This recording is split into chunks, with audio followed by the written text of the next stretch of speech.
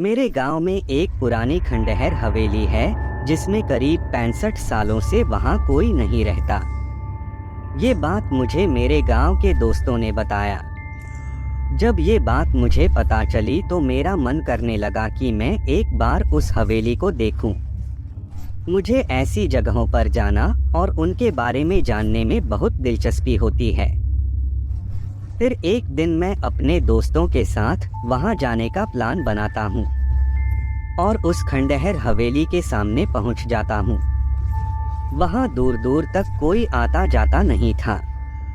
मैंने जब ये बात अपने दोस्तों से पूछी कि यहाँ अगल बगल कोई रहता क्यों नहीं है, बल्कि लोग इस रास्ते भी आ जा नहीं रहे हैं, ऐसा क्यों?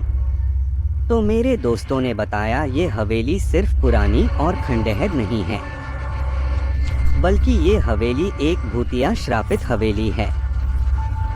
मैं बोला, ऐसा तुम इतने यकीन से कैसे कह सकते हो? मेरे दोस्तों ने कहा, यहाँ पूरे गांव का यही मानना है।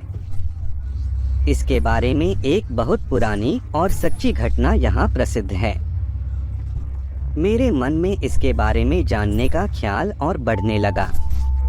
मैंने पूछा, क्या है इसके पीछे की कहानी? तब उनमें से एक दोस्त ने मुझे बताना शुरू किया। आज से करीब 65 साल पहले इस हवेली के मालिक बहुत बड़े जमींदार हुआ करते थे। उनकी एक पत्नी भी थी जो बहुत सुंदर थी, उनका नाम सुलेखा था। उस समय ही डाकुओं के भी खौफ से लोग डरते थे। डाकुओं की टुकड़ी जिस गांव में भी घुसती थी, उस गांव को पूरी तरह बर्बाद कर देती थी। एक बार डाकुओं के सरदार की जमींदार के धन और संपत्ति पर नजर पड़ी, जिसके बाद उसने जमींदार के घर डकैती डालने का सोचा। इस पर सभी डाकुओं ने हाँ कर दिया। फिर एक दिन वो हो गया जो जमींदार ने कभी सोचा भी नहीं होगा। डाकुओं ने एक दिन जमींदार के हवेली पर रात में डकैती मार दी। जमींदार ने भी अपनी सुरक्षा के लिए पहले से ही कुछ सिपाही और नौकर रखे हुए थे, जो डाकुओं के हवेली पर आने पर उनसे लड़ पड़े। क्योंकि जमींदार के सिपाही और नौकर बहुत कम और साधारण हथियार के साथ थे, वहीं डाकुओं की संख्या बहुत ज्यादा थी और अच्छे हथियार के साथ लैश थे, जिसकी वजह से जमींदार के सिपाहियों और नौकरों को कुछ ही देर में मार डाला। ये सब जमींदार ने देखने के बाद सोचा, इससे पहले कि डाकू हवेली का दरवाजा तोड़कर अंदर घुस जाएं, उसे अपनी पत्नी और खजाने को छुपा देना चाहिए। फिर उसने उस खजाने को एक हवेली में ही किसी खुफिया जगह पर छुपा दिया और अपने पत्नी को एक कमरे के अंदर एक और खुफिये कमरे में छुपा दिया और बाहर से कमरा बंद कर दिया। इसके बाद कुछ ही देर में डाकू हवेली का दरवाजा तोड़कर अंदर घुस गए, जिसमें जमींदार की मौत डाकुओं के हाथों हो गई। पर जमींदार ने मरते मरते अपने खजाने का पता उन डाकुओं को नहीं बताया। डाकुओं ने खजाने को बहुत खोजा पर वो नहीं मिला। फिर डाकू वहां से हवेली की कीमती सामने को लेकर वहां से चले गए। पर जमींदार की पत्नी जो एक खुफिये कमरे बंद थी, उसका पता किसी को नहीं था।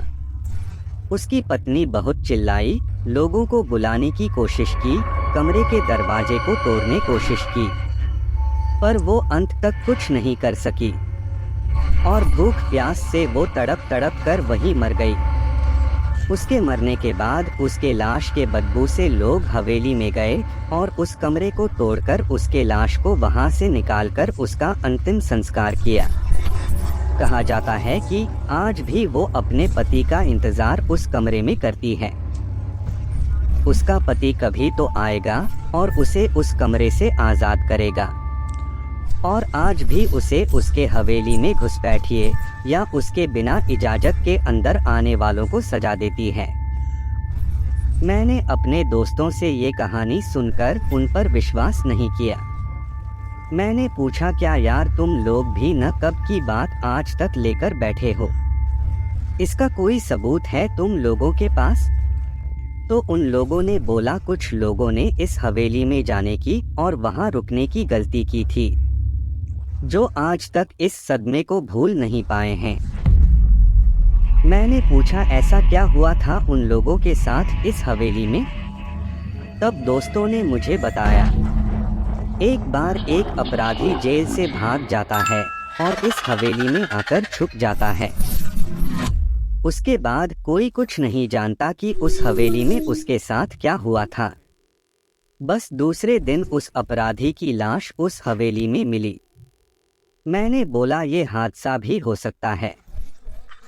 तो उन लोगों ने कहा, एक बार एक चरवाहा उस हवेली में एक रात रुकने के लिए रुक जाता है, जो सुबह जिंदा उस हवेली से तो बाहर आ जाता है, पर अपना मानसिक संतुलन खो देता है। तब से वो आज तक पागल है। ये सब बातें सुनकर मेरी हिम्मत नहीं हुई उस हवेली के अंदर जाने की, इसलिए हम लोग वहां से घर चले गए और दोबारा फिर मैं कभी उस हवेली को देखने नहीं गया। मैं तो उस हवेली में जाने से डर गया, लेकिन आप एक काम कर सकते हो। नीचे जो लाल कलर का बटन दिख रहा उसे दबा के चैनल को सब्सक्राइब कर लो आपको किस बात का डर लग रहा है, और बेल आइकन को भी प्रेस कर देना ताकि ऐसी ही हॉरर स्टोरी आप तक आती रहें। कहानी कैसी लगी हमें कमेंट करके अपनी राय ज़रूर बताएं।